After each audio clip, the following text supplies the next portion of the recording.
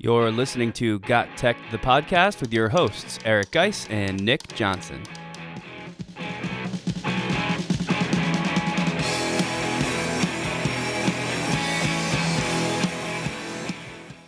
Welcome back, everyone, to GotTechED the Podcast. This is episode 8 called Google Docs, Augmented Reality, and Virtual Reality, Oh My.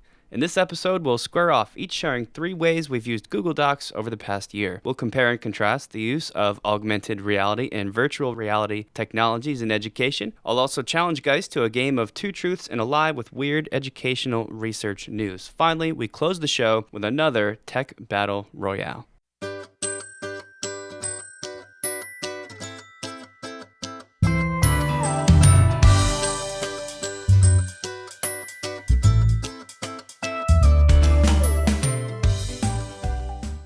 So over the course of the last 2 weeks, I've done a lot of talking with teachers to see how they are using Google Docs in their everyday classroom. And some of the teachers had very similar ideas, and some of the teachers used it as a substitution for other ways of pushing worksheets out and things like that. But I did come across some interesting ones, and then I also have a couple of interesting ones that I feel like I can bring to the table because I've used before. So what I would like to do today is go over some Google Doc applications. How do we use Google Docs in the classroom and really make the classroom be exemplified, make it different so the students feel like they're doing something different in the classroom. Right, because if you're just using a Google Doc to substitute for a worksheet that you used to do on paper, it's not really accomplishing or changing anything. Actually, it's probably maybe more work for you, more work for the students, and a little bit less convenient. We want to focus on using Google Docs for new and exciting things, like you said, that make the students' experience in the classroom different and unique and bring something new to the table. Yeah, so some of these things are things that we've might have mentioned in the past that we're just going to brush up on, but we won't spend a lot of time on, but need to be included with the Google Docs conversation. And then other ones are totally new, based on either other teacher stories or personal stories that we might not have shared yet. So Nick, why don't you go ahead and go first on this one? Sure. So most recently in some of my chemistry classes, I've been trying to use Hyperdocs, which we've talked about in a recent episode. If you're new to the podcast or if you're new to Hyperdocs, a really quick description about what those are. It's just a Google Doc, really. That's all it is. It's not some special app or special extension you have to download. It's literally just a Google Doc. What makes it technically considered a hyperdoc is that you create the Google Doc as the source of a series of learning tasks that contain links, hyperlinks. That's where the term hyperdoc comes from. Hyperlinks that the students click on that take them to different sources of content, different places where they learn things, different places where they have a variety of learning experiences, quizzes, videos, games, all kinds of different stuff, all linking back to that one original hyperdoc. And I've found these to be really transformative because the document contains the links. It does something that not a regular paper worksheet can do. And I have to interrupt because, sure, Nick over here is a crazy cat, and he always hates when I point out good things that he does in the classroom, but he totally made a whole unit at the end of this year based off of Google Docs. So each day they would come in, they would be working on a new lesson. It was based on a hyperdoc. Right. And they would go at it, and they loved it. Yeah, the whole unit. It was strange for me because I didn't get up and really say anything for like 2 weeks at all. It was just the students come into class. I tell them, okay, today you're working on 11.3, that hyperdoc. They pull it up, and I just sat down and started to watch and monitor what they were doing through the computer. It was interesting. We definitely made a couple of mistakes along the way just with implementation, but I think it was really good. It was a really good experience for the students. It was definitely different for them. The Hyperdoc experiment for me worked out really well, and it's definitely something I'll be trying again soon. Yeah, so just real quick, I want to ask you, because I wasn't actually there to witness the whole thing. I did stop by, and I was kind of looking at the students, and a couple times I went in there, and I realized that you were working with a couple of small groups. Right. Do you think that's more advantageous than the whole group lecture experience? Yeah, well, that was the best part about it. There was a couple moments, just a few days out of the whole unit where it was really firing off the way I would want it to. And just to look around the room as the teacher, there was multiple small groups of students all working on different things. I had 2 groups in the back of the room working on a lab experiment. I had 2 groups up in the front of the room room working on the analysis of that lab experiment that they had already completed. And I had another small group of students up at the front of the way front of the room with me getting extra help because they were struggling for whatever reason. And I just thought to myself that this is kind of how it should work. This is how we should be using technology to help run a classroom with these small groups, and really, as a teacher, getting to focus on the students that need help and letting the ones that don't really kind of fly through and get to some bigger and better things. I kind of feel like if we had one of those big stamps that loan officers have that said approved, Right. we would have a big stamp that said GotTechED Right. approved. And I would definitely use that for the Hyperdocs That'd be it. unit that you just came up with. I want to go into something that I've tried with a couple other teachers here, and that is choice boards. So basically, picture a 9-cell table, and each one of those cells, I put the teacher and I that I'm working with, we put an option. And we would say Google presentation. And then they would click on that if they liked that option, and it would come up and give them all the different requirements, the rubric that goes with the Google presentation based on the content. Oh, cool. And they could choose that. And then maybe another option is they do a live video or a newscast. And they would click on that link, and that would technically, this is really a Hyperdoc, but it's a choice board because throughout the whole unit, they were given a whole bunch of formative assessments. Google Forms quizzes, they watched videos, took notes, guided notes. They did discussion questions, open-ended discussion questions. They wrote in journals, things like that. They had all these little formative assessments. And then we followed it up with the summative assessment, which was based on this choice board. So they had 9 different options. They could make a video. One group did a podcast, which was pretty cool. Oh, wow. That's awesome. So I sat down with them for 2 days, and we kind of went over what they needed, and they did it, and they made a podcast. So out of the 9 things, do the students just pick one, or do you have to do 2 out of the 9? How does it? For this one, it's one summative activity at the end, just proving that they met all the different standards that the teacher laid out. Okay. And it was in a rubric. All right. So they had to make sure that they met all those requirements. If they met all those requirements and they met the level that the teacher assigned to them, they did fairly well. Okay. And they had an artifact to show that they've learned or met each one of those standards based on their social studies. And do you just set that up with like a standards. general table? Like when you're in the Google Doc, go to the Insert tab and scroll down to Table, and there you go. So what I did is I took a picture off the internet in one of the collective forums. I took that picture and I made that my border of the Google form. Okay. And then I put the table on the inside, whitened out the black background, and then I had those options in there with the links.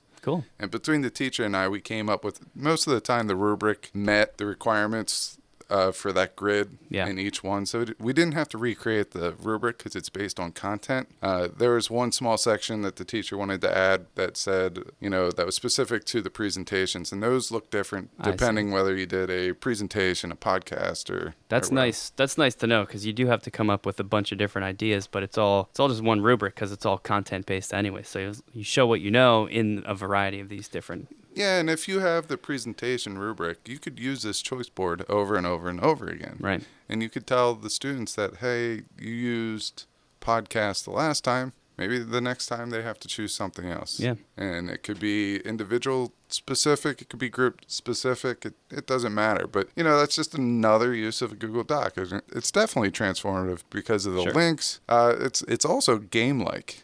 I mean, students really like this stuff. Yeah, I mean, it's like a worksheet that's, it kind of always makes me think of Harry Potter. I don't know if you ever watched any of the Harry Potter movies. I know your kids are probably too young for that yet, but they had in Harry Potter, there's all like the in the newspapers, all the pictures and stuff, they move. Things don't move yet, at least in Google Docs, but it's kind of like that, where it's a worksheet, but you can do stuff with it and in it and click on things, and it just kind of makes it come alive a little bit. So I mentioned it was kind of game-like. Right. Your next one's kind of game-like. Yeah. Well, we've talked about this one before too. We started a game kind of modeled after the TV game show The Amazing Race, where teams of 2 travel around the world. They complete different challenges. We developed a classroom game where students navigate. Obviously, we can't travel around the world, but through a series of different subpages hidden subpages on a Google site. So like one subpage might be, okay, you're in North America. And the next subpage, once they find the proper clues and go through the proper steps, hey, now you're in Southern Europe. Just to kind of mimic that traveling element a little bit, they sort of navigate and complete these different challenges like they do in the TV show The Amazing Race. But the issue I had was kind of keeping track of all the work the students were doing in the challenges within each of my stages, within each of my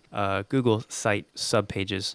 So what we came up with was just having them use Google Docs as a way to keep a record of what they had done. Because I'm trying to watch everybody, make sure they're doing the proper things. I'm keeping time. A lot of the challenges they have to do are timed. So I kind of let Google Docs do the hard work for me. So when they go to one of the challenges, they are responsible for keeping track of everything they do. So I can focus on the administration of the game. And usually I just do that by having them enter all the work they do. If they record a video, they have to include a link for the video in a Google Doc. And I actually stole one of your tricks, which is one of the greatest things that anyone has ever shown me, which is a force copy. Is that what you call that? Yeah, it's a forced copy, and we actually have a blog on our website that goes over the forced copy or the preview template. Right. I like the preview template because it allows the students to get a preview of the doc and they can actually see it on their screen, and then they can make the decision whether or not to make a copy to put into their Google Drive, where if you force a copy, they click on it, it's in their Google Drive until they delete it. So yeah, that's I'm glad you brought that up. Check out GotTech.com, our blog page, to see a detailed description of that. But really quick, when you open a Google Doc, because it's web-based, every Google Doc has a unique URL, like a website address. And at the end of all those is a backslash in the word edit. That's what ends every single Google Doc is /edit. If you highlight just the word edit and delete it and type in the word copy, or type in the word, is it preview template? Is that the other one? Preview /template. Preview /template. When someone else opens that same Google Doc with the modified URL, it forces them to make a copy. So they don't have the option to all be editing the same one document. Kind of forces them to make their own copy. If you give it a try, kind of test it out with yourself, you'll see exactly what we're talking about. Or like I said, just check out the blog post on that. But it's really cool, and it made it super easy because all they do is click the link. And because I edited the URL, it forces them to make a copy. So everybody's got their own document now where they keep track of the work they have done, and it just makes it so easy for them to keep track of everything and then submit that work to me when they're finished. Yeah, the Amazing Race activity was very fun for the kids. They love it. They're finishing right now. It's fun for me too, because some of the challenges they have to stop over to me and perform a rap or some type of activity, and a lot of them are out of their comfort zone, which makes me happy because they're awkward. Yeah, it's the best part. They really are, but they're growing from it because you are challenging to go outside of their comfort zone. Yeah, well, and it's taking place in a chemistry class, but I'm having them, make sculptures, and then we're going outside and they're doing more like athletic themed stuff. So everybody gets to shine with what they're good at. Everyone gets put out of their comfort zone, but it's all still connected to showing or demonstrating the knowledge and skills they have in chemistry. So it's been really great, and Google Docs has been a good part of that. All right, so my next one, I'll just hop right into it, is a bingo board. And basically, I put restrictions on them of how they can win bingo. Either they have to go diagonal, right, or they have to go top to bottom. Okay. I do not allow them to go horizontal. Is the bingo board on the Google Doc? Yep, it's on the Google Doc. And so basically what I do is I make 5 activities up at the top that are kind of intro activities. Watch this video, watch this resource, or read these notes, or if they want to. So there could be a video that explains the same thing. There could be maybe a section of a ebook that they can reference. And I make 5 activities across the top like that, and they get to choose which one that they have to do. Okay. And then they have to go to the next level, and maybe that's a quiz based on what they learned in the previous one. Or maybe it's a journal entry. Got it. And so forth the whole way down. So each level is kind of the next step, but I give them 5 options. Right. And some of the stuff takes 2 minutes to do. Once you get to the bottom, it's more of the formative assessment type gig where I could take those activities if I just want to change it up a little bit from the choice board, and I could put that as the final row. Or if it's all just formative assessment, that's great too. One of the cool things about all of this, as you're talking, I'm kind of realizing that all of these are all kinds of different versions of the same thing. And once you start playing around with Google Docs and realizing what you can do, the possibilities are endless. If you're making a Hyperdoc that might have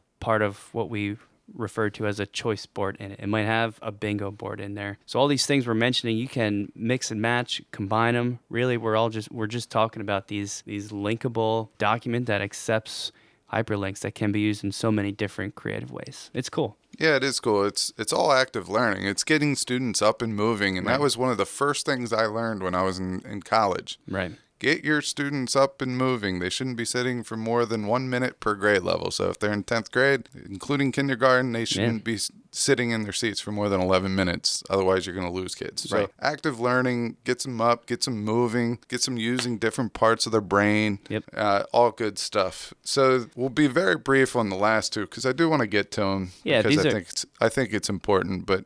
Yeah, and they're pretty simple. The last one I'm going to bring to the table is I call them collaborative stories. I have a feeling a lot of different teachers are doing the same thing under different names. Really what it is, I have the beginning of a story typed into a Google Doc, and I share it with a group of students, sometimes the whole class, depending what I want to do, and they have to add to or type in the next piece of the story, and they're allowed to edit only one piece of what I typed in as like sort of the starter to the whole thing. When we're learning about water and the properties of water in my chemistry class, I have a little story about Wally, the water molecule, and what he, sort of like a metaphor, like Wally's a person, he's in school, he leaves school, blah, blah, blah. And the things that Wally does in the story is supposed to mimic what water molecules do, how they interact with other water molecules and other particles. The point is just to be a little creative, but in the collaborative story, because it's a Google Doc and multiple people can edit it within my guidelines of, okay, type your paragraph, and then the next person adds on to that and types their paragraph. And then the next person you share it to adds on to that and types their paragraph. By the time it circulates around the whole room, you've got this weird, crazy, creative story. A lot of times it's funny to read because the kids know we're going to read it out loud, so they try and be goofy with it, but they're also tying in some of the, important things about learning how water molecules behave and interact with each other. So that's kind of an interesting way to use a shareable document. I feel like this would be a great activity at the beginning of the year. Well, it could be either great or terrible. Right. Great because you could see each student's personality shine through this activity. Terrible if you have a whole bunch of shy kids in there. True. Be very dull and boring. So I feel like that's a great one. We're going to give you the old GotTech stamp of approval there. There we go. What do you got for your last one? My last one, I used to teach bioethics, one of my favorite classes. I started it here, I want to believe, in 2007, 2008. We would talk about environmental ethics. We would talk about some heavier topics such as capital punishment, abortion, euthanasia, all those topics. In the environmental section, a lot of times we got out of hand in our debates. We would set these rules, but because kids are so passionate about things, they would start arguing. And I like organized chaos, but sometimes I'm just like, all right, we need to take this down a level, but how can we still get as passionate but take it down a level? Right. Well, what I did is I would share a Google Doc with two people. I would choose those two people, and I would be like, you guys are doing fracking, okay? So they're doing natural gas drilling, and what they have to do is they have to research natural gas drilling pro side and con side. And they won't know which side they're debating until right before the debate, so they need to be fully prepared. Right. If a student knows both sides of the debate, they'll be able to argue or debate for each side, and they will fully grasp that topic. True. So usually I had 24 students in the bioethics class. I would have 12 different topics, environmental ethics. And then what I would do is I would share, they would find out who they were going against right before they do it. Okay. That way I don't want them to talk to one another. I wanted it to be authentic. Yeah. So what they would do is if you and I were going against each other, we wouldn't know it till the day of. The teacher would flip a coin. Or what I did is I just put Nick Johnson at the top of the Google Docs. Oh, I see. Versus Eric Guise. Right. And I would put a P or a C next to their name, so pro and con. And then they would use that Google Doc. Everyone would spread out in the room. They would take their Chromebooks with them. And basically, they had a debate using a Google Doc. One student was assigned a color. The other student was assigned a different color. That way I can easily differentiate between the two. Right. And then they would have a debate on paper. There's no yelling. They still got a specific set of rules. Yeah. So, there's no cursing, no personal attacks, Yeah, sure. that type Normal of nature. stuff. And they would go at it. And then the next day, what I would do is I would say, okay, fracking, you're going to judge mountaintop mining. Mountaintop mining, you have fracking. You have to read the debate, and you have to pick a winner. All right?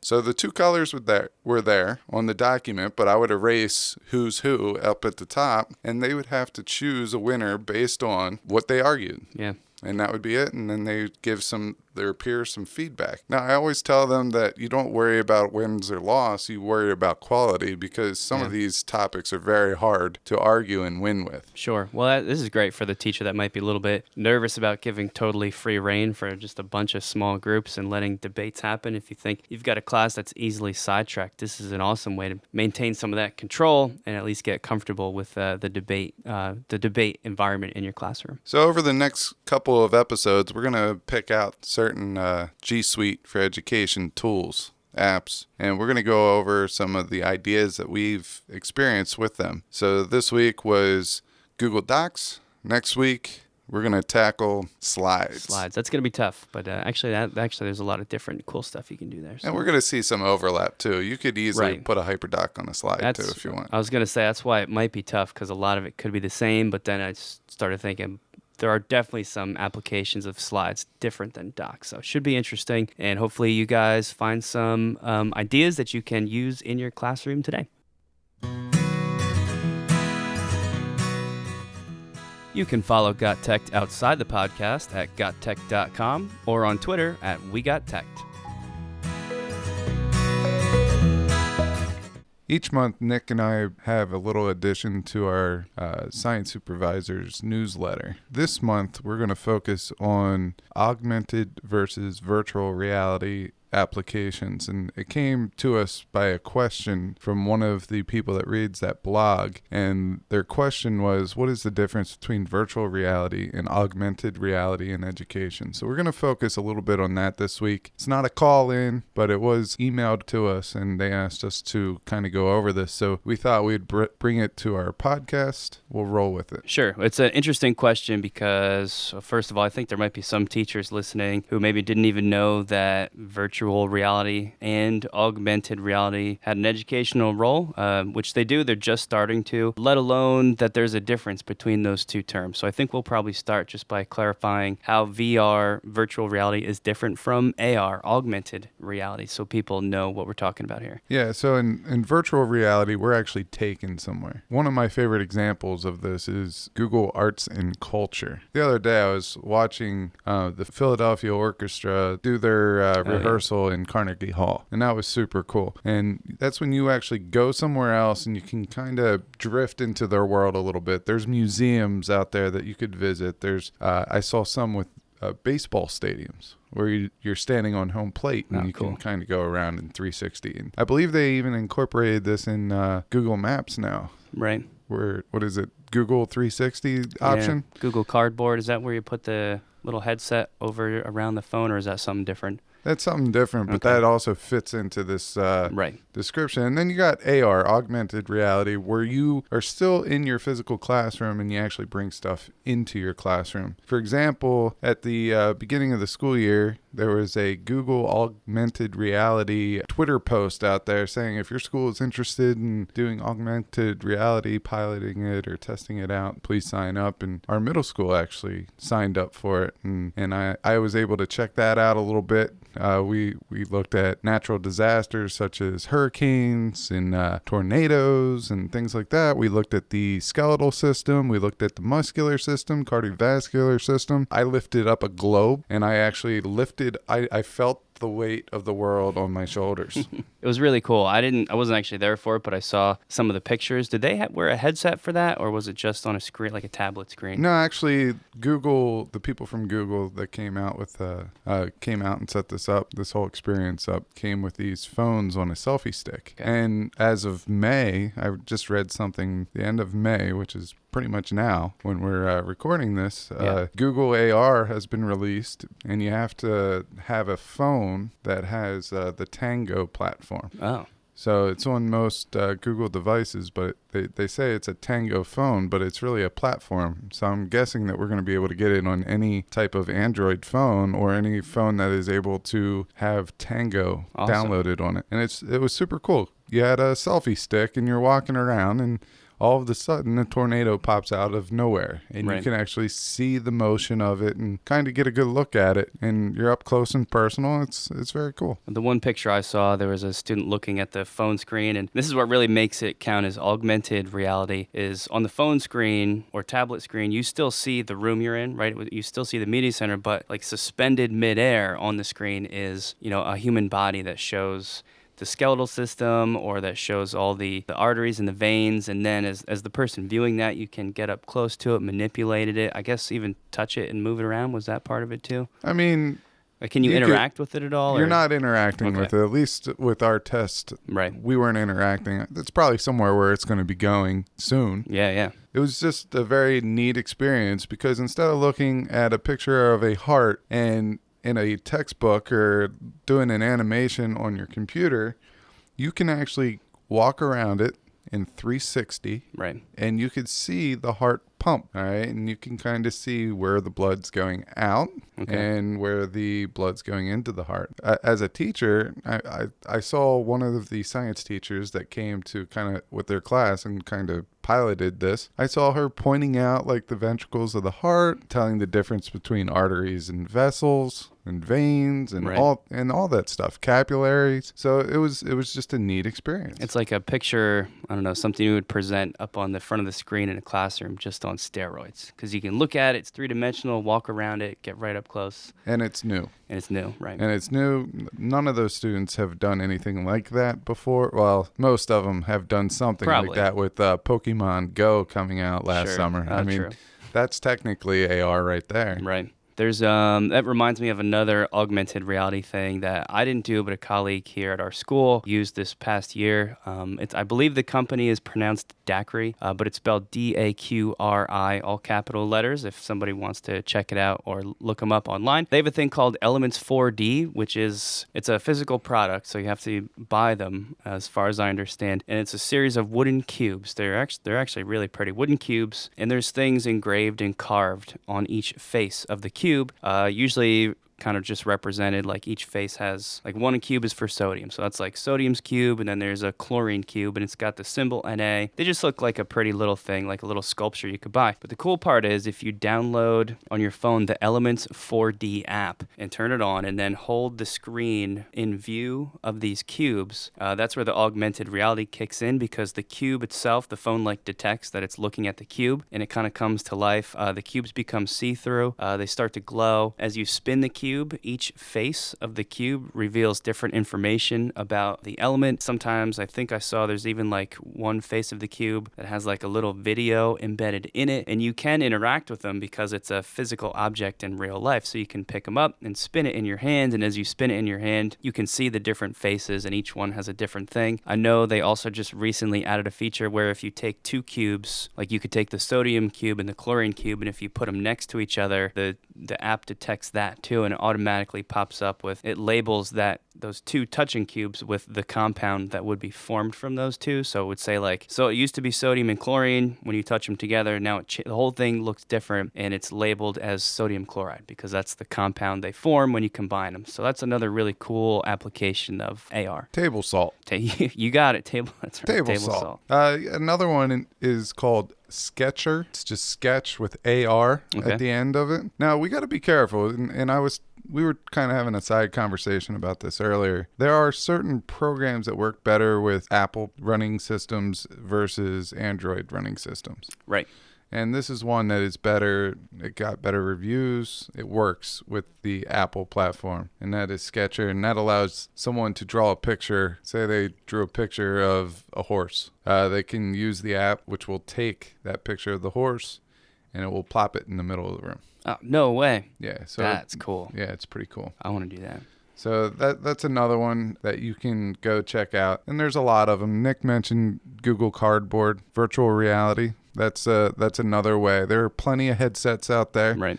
Different types of headsets. The headsets are super cool. Another thing that I've been working on recently with ETS, that's the Educational Testing Service. Most people know them as, aren't they the creators of like the Praxis test? For teachers and all that. All that stuff. They're one of their headquarters is actually nearby where Eric and I work. So they reach out to a lot of the local school districts for teachers to be involved with different projects. And one of them is actually a virtual reality classroom, and it's designed for pre-service teachers. So if you're in school, learning to be a teacher and you want to get practice interacting with a real classroom of students, you can use this virtual reality classroom. It sounds weird, but I actually did get the opportunity to try it myself. You just stand in front of a screen, like a big screen TV, and they mic you up because you can talk to the students in the classroom. It's a small classroom. It's only 5 students, and I think they're 4th graders, and they're just staring back at you, and you can talk to them. You can ask them to do stuff. You can speak to them one at a time. So is it real students? No, it's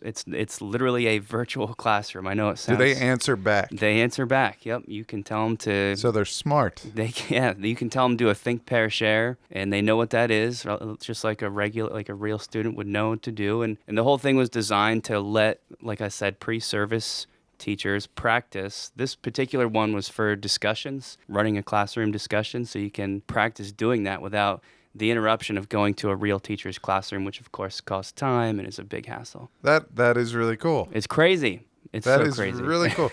Now, can the teachers, like the professors of these pre-service teachers, mess with them a little bit and say, hey, little Johnny here has behavior issues, Yep.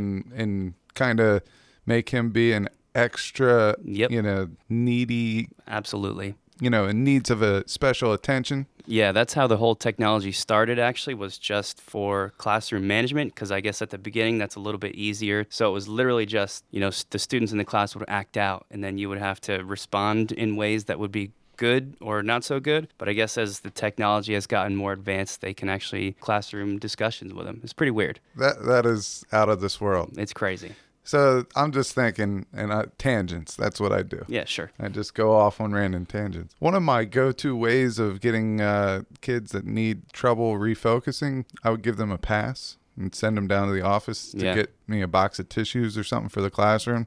Just to kind of refocus them. Is that part of the simulation? Yeah, there's limitations, like they won't leave their seats. They have to stay seated. So anything you would ask them to do where they get up and move around, they can't do. But if you want them in groups, you can say that, but they just turn to whoever's right next to them. Like there are limits to it. And I know it's actually a company out of Florida that designs these things. And I know that when you're in the simulation, they do have one human being behind the whole classroom that kind of manages when you have weird requests like that, to kind of allow them to interact, because I think the technology's not there where it can totally be artificial intelligence driven yet. So there is like one human behind the whole thing that kind of helps with weird scenarios like that. So this pretty much...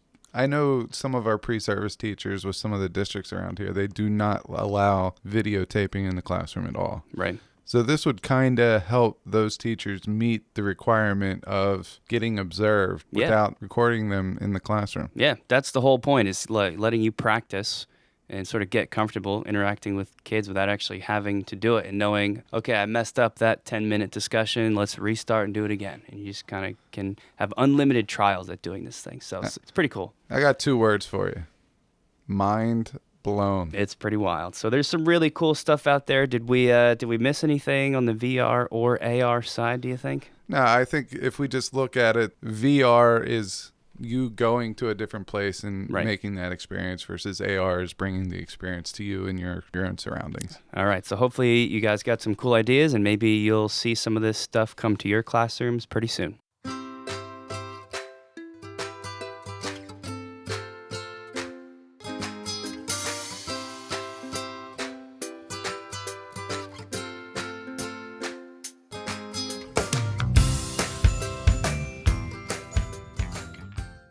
So Eric and I thought it would be kind of fun for our third segment of the episode to bring back a game. We always used to play this in high school and college, called Two Truths and a Lie. Did you do that one too? We did that. Yeah.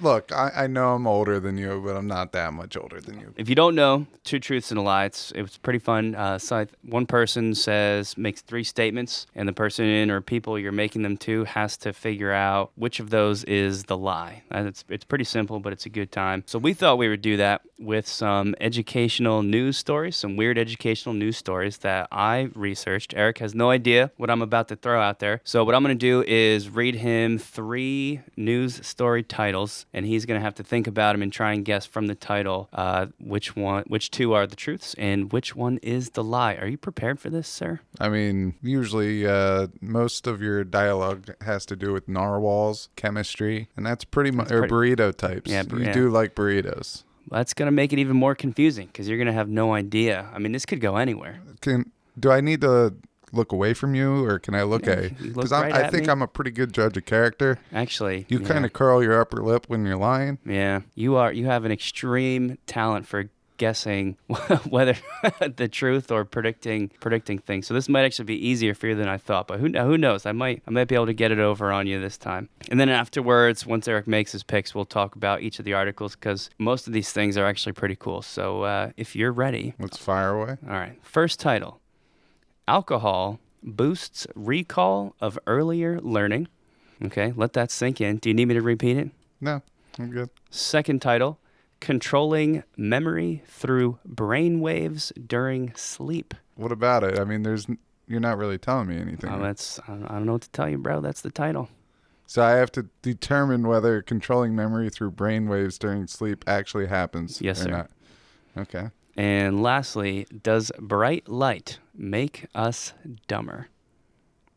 All right. So 2 of those things are completely 100% true, read word for word from my source. One of them is completely false. Let's do a really quick recap of all those, let you collect your thoughts. Alcohol boosts recall of earlier learning, controlling memory through brain waves during sleep, and does bright light make us dumber? Well, where'd you get these from, by the way? I don't think I can reveal that right away. So you're going to reveal that later? I guess so. It'll be in the show notes? Actually, I'll tell you. It'll be in the show notes. It's sciencedaily.com. Has like a weird education news segment, which, by the way, is really fascinating. I think they release on like a bi-weekly basis. That's pretty cool. It is cool. I will tell you right now, I'm pretty confident on one of them as being a truth, and that's alcohol boosts recall of learning. However you said it. Yeah, sure. So that actually is one of the true stories. Alcohol boosts recall of earlier learning, which is, I don't know how you knew that, because for sure I would have thought that would be the false one out of all those 3. It just sounds like completely opposite. I had a professor in college that would always say, hey,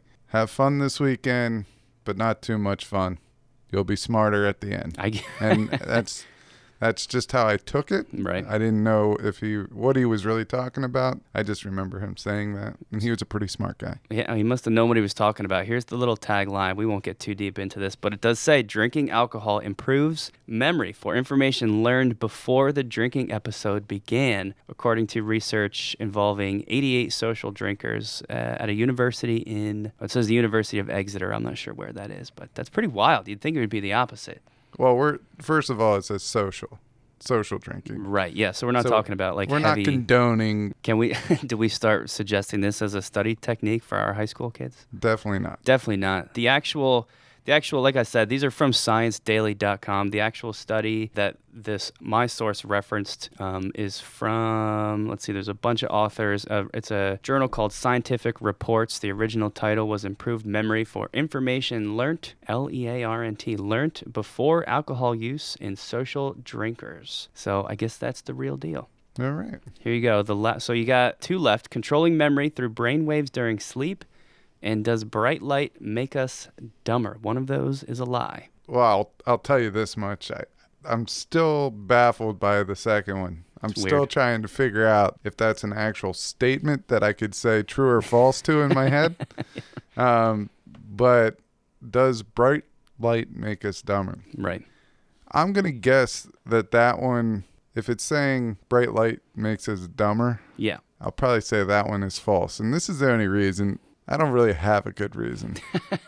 You just feel it. Well, it's kind of like this. We're going through a referendum right now, and we're putting in all these dimming lights, and I could see the advantages are the lights go down, you could watch a movie. The lights go up, but here's the thing. For the last 30 years plus, schools have had electrical lights that are bright. Right. They weren't dim, and we did okay. I don't know if this is good reasoning, but that's my reasoning. I think that's false. So you think you're going with the light one is the false story? Yeah, I don't think light will. Yeah, it could help or hurt somebody if they're suffering from migraines or something, but I'm thinking that's false. You people have to understand something about Eric Geis. I've been working with this guy for a long time. He has an uncanny, I don't know if you're okay with me sharing this. I'm I going don't to throw it out there. An uncanny ability to predict events, occurrences, things that are going to happen. If one of our colleagues gets pregnant, is going to go out on maternity leave, he's the first one to know. Nobody has to tell him. The guy has some kind of weird sixth sense. And the weird part is, if you ever ask him to explain how he knows these things, his reasoning is completely ridiculous. It is bonkers. But it works. That is the false story. I don't know how you do it every time. I remember one of her female colleagues. She was 5 days pregnant when I predicted it. I folded it up into a little piece of paper. Yep. I handed it to you. Put it in an envelope. And I told you to open it up like 6 months later, right? 10 months later? Yeah, I don't know. Super long time. And we did, and he had the prediction. I was actually like a week off. And we sealed up the envelope. It was, we licked it and taped it up. You couldn't have snuck anything in there. And you had it the whole time. Yep, it was pinned to my board. So I don't know. Well, am I right or am I wrong? You're right, dude. It's unbelievable. So the actual, it is a real story, but it's not bright light. The official title is "Does Dim Light Make Us Dumber?" This is from Michigan State University. It says that spending too much time in dimly lit rooms and offices may actually damage or change the brain's structure and hurt your ability to remember and learn. There's some type of neuron structure in the brains that dim light, not bright light. It causes damage and makes it harder to remember things. Now let me just throw this out. You're taking a test in dim light. Right. All right. Say it's an hour and a half long. By 40 minutes in, you're ready for a nap, right? That's true. Yeah. I'm ready for a nap just taking a regular test in regular lighting.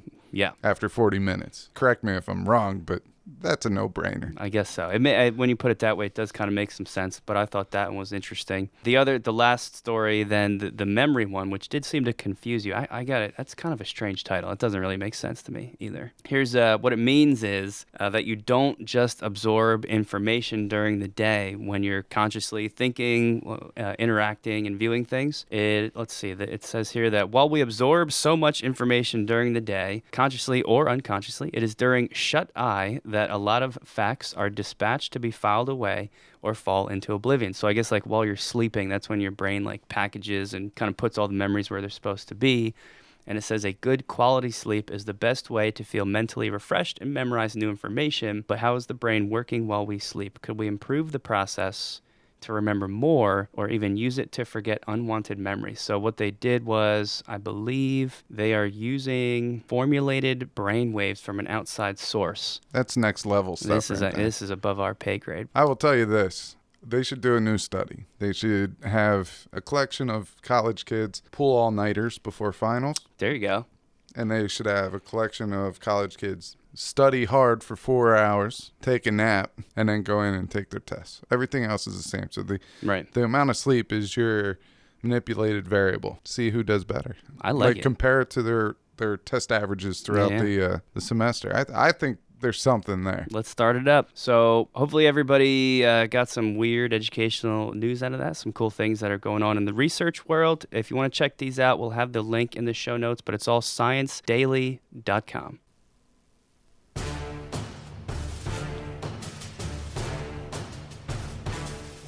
It's time for the Tech Battle Royale!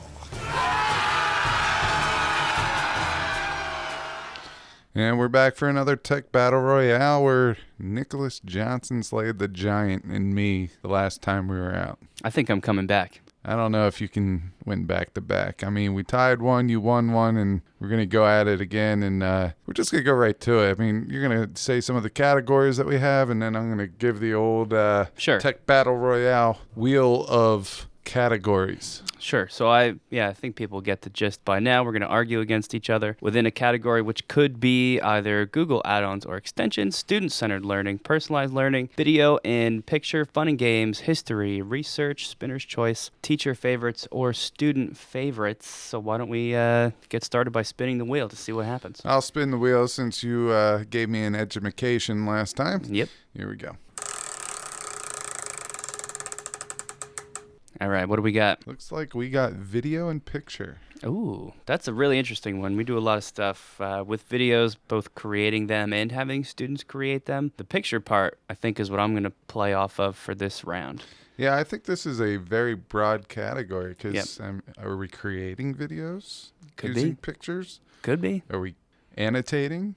Like, what are we doing here? Could be whatever you want. I think that's the beautiful part. Do you have a pick ready for that? Do you want to go first? It's your call because you won last week. That's true. I think I'm going to let you go first. Very nice of you. Early April, there was a big talk over Twitter about one of our favorite technology tools in Padlet going to subscription-based. One of the things we try and do all the time here is bring free stuff whenever possible. So to me, that's usually bad news. Yeah, but to me, Padlet is an amazing tool, and they deserve to be paid. They're doing a lot of stuff. They keep it current. They keep us changed up a lot. So we have to respect that.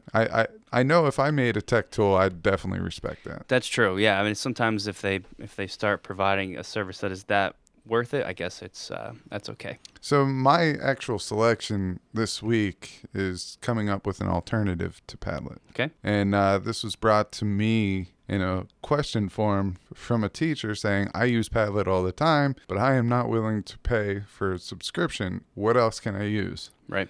I was like, let me do some homework. I could, try to figure it out a little bit. And the one tech tool that I found is called Lino, Lino. The link will be down in the show notes, but Lino is pretty much as close to Padlet as I can seem to get. You have a canvas. You're able to manipulate that canvas. You could add photos, videos. They could watch these videos right on the canvas. So you picture a corkboard and you putting sticky notes up on the corkboard. Okay. One sticky note might be the 3 things students have to do today. And another might be the videos that they have to watch. And another sticky note could be the questions, the open-ended questions, the discussion questions that they have to do. And the last one might be guidance to some form of reflection. So you can post videos, you could post pictures, you could post discussion questions, all this stuff goes on there. And the beauty of it is you do not need to pay. There's a free account that you could use. You could send links out to the students. However, if you want a private group setting, you must have your students make an account using their email. Now, this isn't the all-be-all, but I know some school districts don't want their students to be using their email accounts to sign up for a whole bunch of different accounts. So that could throw a loop in it. But I will tell you, just by a teacher sharing the link for the sticky note Canvas Blackboard thingy, that is a huge benefit, because really who's going to want to manipulate Canvas on Lino that isn't for that class? Right. So the students don't have to sign up for anything, that you just share out the link for what you created. Yeah. So the teacher will make whatever they want to do that day. Yeah. They'll post the link through their LMS or whatever they're using, whether it's Google Classroom, OnCourse, or whatever. Sure. The students will go access it, and as they start to complete these tasks, they could pull the Post-its off the canvas and kind of keep tabs of everything. Oh, that's cool. They can remove the Post-its once they've done the thing. Yes. That's pretty awesome. So I'm going to say that's a pretty good that's a strong choice. Alternative to Padlet. Why can't I just use a real this is my usual rebuttal, I guess, but can't I just put a real corkboard or a real bulletin board, or what is this fake one doing for me? Well, it allows the classroom to not be restricted to the walls, the brick and mortar. Right. I feel like that is in everything now when True. we describe blended learning. Yeah, no, that's true. All right, so that's a pretty good one. Mine, this is actually a good competition because mine is pretty similar, and I know mine is one of the big, at least as far as I understand it, this is one of the bigger ed tech services that are out there. It's called Thinglink, all one word, Thing and Link. You can find them at thinglink.com. The gist of Thinglink is, as a teacher, you get to upload an image of your choosing, which I think might be how I beat you here. I'm not sure how Lino does this, but in Thinglink, you can upload whatever image you want. So some of the classic examples are a picture of a room, like some sort of a school room or a library in the school is like the classic example. You can upload a picture of a map. You can upload a picture of a forest, some kind of diagram straight out of a textbook. There's even a way to do 360-degree images, kind of like with one of the Google Map features we talked about, where you can click and drag, like in Street View of Google Maps, click and drag and move around. And within that image, you get to annotate certain areas and make them clickable. So you get to drop in like little bubbles, little pins, or other smaller shapes. And the students are then directed to click on those. And as they click on them, it's basically a link that sort of brings up sort of like a little pop-up bubble where they can find other information. So I'm looking at one right now. It's supposed to be a school tour. It's like a 360-degree image of a library. And as you click and move around, there's very clearly outlined little circles that I can click on. And when I click on those, it gives me information about what's there. It can provide links to videos or other resources relating back to that. My favorite part about Thinglink is that it's extremely like visually entertaining. So the stuff looks cool. It looks fun. It looks engaging. There's one of their big examples is a map. This particular one they have on the website is a map of Africa, and the different areas are these little numbered circles, and when you hover over them, a little annotation bubble pops up, and it gives me some text to read, all kinds of different information. And it's kind of like so many of the things we talk about. It's just sort of like bringing an image to life. What would otherwise just be sort of flattened out on a textbook page, now I can click, I can move through it, I can interact with it, move at whatever pace I need to. It's visual. It goes, like you said with yours, it breaks the boundaries of the classroom because I can access it anywhere, anytime. Thinglink is really, really an amazing tool. It seems like I had no clue that you could do a 360 image. Yeah, the 360 is cool. I wish I knew. I've just never done it. I wish I knew how you could upload a 360 image of your choice. I guess you can't because nobody had no normal camera. Well, you could probably do a 360 panoramic on your phone and upload that. And there are a lot of 360 files out there now. That's probably what these are. I bet Thinglink probably has like a library of 360-degree. Oh, I'm looking at it right now, actually. Yeah, they have a library of pre-made 360-degree images. Looks like there's some that are like different habitats. So if you're trying to teach a lesson on different biomes, you can just pull up one of those, have your students pan around inside one of those different habitats and click on different things within it to learn about them. Super cool. Wow, they have tons of stuff. Northern Lights, whitewater tubing in Indonesia, skate parks. You could tie that to a physics class. I feel like you're a little ahead of me right now. I just really got to say that. I got to say it. I want to come back with Lino again because there's a feature where a teacher can start a board. Oh, okay. And then students can add stickies to that board. So I want you to think about an open-ended question. Say students just got done watching a video. Right. Or the video is their homework. And then when they came in, you asked them a question or maybe 4 questions and you color coordinate those. So the yellow question, the students would have to post a yellow question, like their answer to that yellow question in a yellow sticky. Yeah. Where the second question is blue, and they would have to post that. And then the students can all go through those stickies and kind of see everybody's answer without having to worry about being judged because they're sticky notes and they don't have their names on it. That's pretty cool. That is definitely an interesting feature. Is one of the backgrounds in Lino the inside of an old-fashioned train car in Spain, though? That would be a negative. Is one of the available backgrounds in Lino the bear kitchen in the United Kingdom? It's also a negative. That's a negative. Do you even know what a bear kitchen is? I think it's the place where bears use their honey to make cookies. I don't know what a bear kitchen is either, but it looks pretty cool. I can click on it and find out, and I can have my students find out. I like the multiple editing thing you just mentioned, but I feel like just the visual appeal of some of these is going to be a stronger force, besides the fact that these guys actually do probably a lot of the same things. I think mine just might do it in a little bit more of an interesting way. So you think you actually won this one? I'm not backing down here. Mostly because, and I would probably be prepared to, but this 360 thing, which I'm just learning about myself, this is blowing my mind. It's super cool. All right. Well, I'm going to tell you this right now. I think mine's the better tool. And I'm going to also throw this out. I don't like when we tie. So call it in the air, Nick. Heads or tails? Yeah, I'm going tails on this one. Well, tails never fails. That's what I would have picked too. Here we go. It's up in the air. It's down. It's tails. Back-to-back wins. How do you feel about back-to-back losses? Two negatives equal a positive in math. That's how I'm going to look at it. Whatever gets you to sleep at night. As we begin to close out the school year, Guise and I like to reflect on all the amazing technological tools available to teachers today, and we encourage you to do the same. What exciting things have you tried to enhance your teaching? How did they work? Will you try them again next year, and what will you change? This reflection is one of the most valuable things that an educator can do, and we hope that you all have a chance to engage in that process before summer begins. Socrates once said that the unexamined life is not worth living. While this language is probably a little bit too strong for our purposes here on the GotTech the Podcast, its message holds up. Perhaps, in a similar way, the unexamined lesson is not worth teaching. That concludes today's episode. Thank you very much for listening to GotTech the Podcast. You can follow us on Twitter @WeGotTech or follow along on our website, gottech.com. Until next time.